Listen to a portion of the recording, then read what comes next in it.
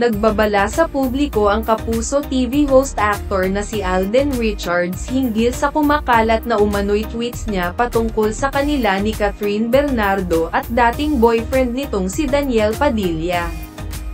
Sa panayam ni Alden sa 24 na oras nitong Miyerkules, May 15, 2024. Iginiit niyang hindi siya ang nasa likod ng mga kumakalat na tweets na direktang pinapasaringan ang ex-boyfriend ni Catherine na si Daniel.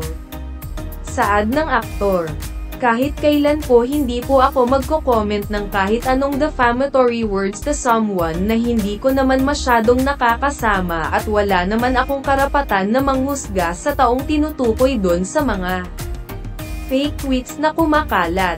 Hindi binanggit ni Alden kung ano mismong tweet ang pinapatungkulan niya. Ngunit kamakailan ay pinag-usapan online ang post ng isang Facebook page tungkol sa isang fake tweet ni Alden para kay Daniel. Sa pekeng post, pinalabas ang Animoy X, dating Twitter, ni Alden patungkol sa di umano'y panloloko ni Daniel kay Catherine, kaya sila nagkahiwalay.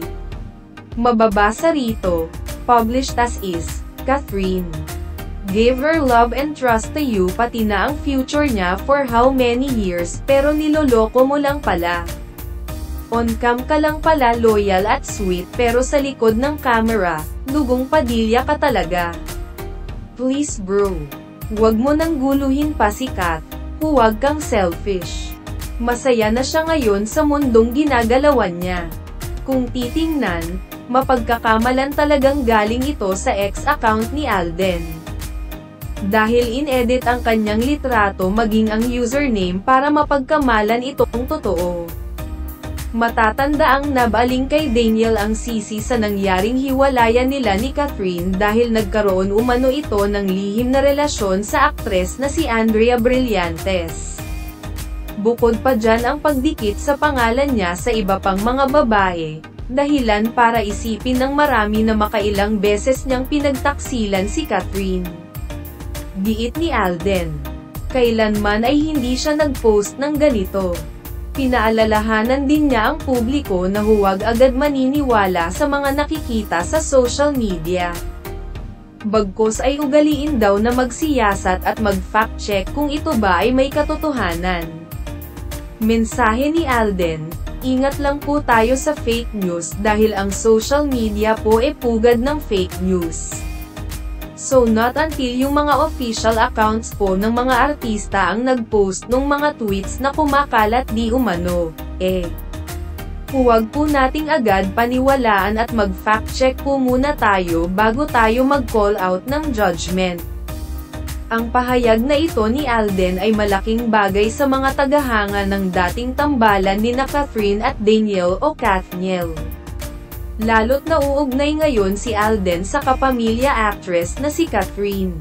Sa katunayan, mayroon na ring nabuong tambalan sina Alden at Catherine, ang Kathden, matapos nilang bumida sa Hello Love Goodbye. Simula nito, siniship na sila ng kanilang mga tagahanga lalo na ngayon na parehas silang single matapos mahiwalay ni Catherine sa longtime boyfriend niyang si Daniel noong November 30, 2023. Nagpadagdag pa sa kilig ng fans ang madalas nilang pagsasama sa private events, tulad noong 28th birthday at housewarming party ni Catherine.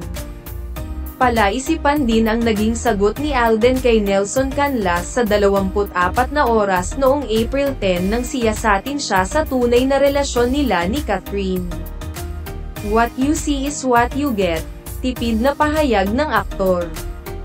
Hindi na rin daw niya kailangan ipaliwanag pa ang relasyon nila ng aktres lalo na't kung ano ang nakikita sa kanila ng iba sa social media ay ganoon din sila sa personal. Ang tanging masasabi raw ni Alden ay masaya siyang makitang masaya si Catherine.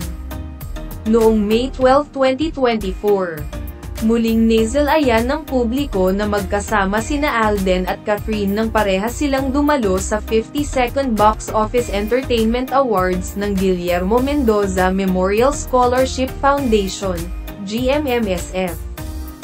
Pinarangalan sila bilang Box Office King and Queen. Napapabalita ring nililigawan ni Alden, bagay na hanggang ngayon ay hindi pa niya kinukumpirma sa publiko. Ngunit base sa nakalap na impormasyon, lagpas friendship level na umano ang pagkakamabutihan nina Alden at Catherine. Sabi ng isang source, walang kinalaman sa trabaho ang private parties ni Catherine na dinaluhan ni Alden. At makikita roong nag-e-enjoy ang mga ito sa company ng isa't isa. Sa panayam ni Alden sa preview nitong May 2024, naging bukas siyang pag-usapan ang nabuong relasyon nila ni Catherine. Ayon sa aktor, matapos nilang gawin ang box office hit na Hello Love Goodbye noong 2019 ay nagtuloy-tuloy lamang ang pagkakaibigan nila ni Catherine. Dagdag pa niya, anuman daw ang mayroon sa kanila ay nais niya itong gawing pribado at personal. Lahad niya sa preview, the friendship never ended. Naging solid din talaga yung samahan naming lahat, when we were filming. And right now, I'm just quite overwhelmed. Whatever is happening between Kat and I really want it to be personal. Huwag kalimutan mag-like, comment at subscribe sa channel.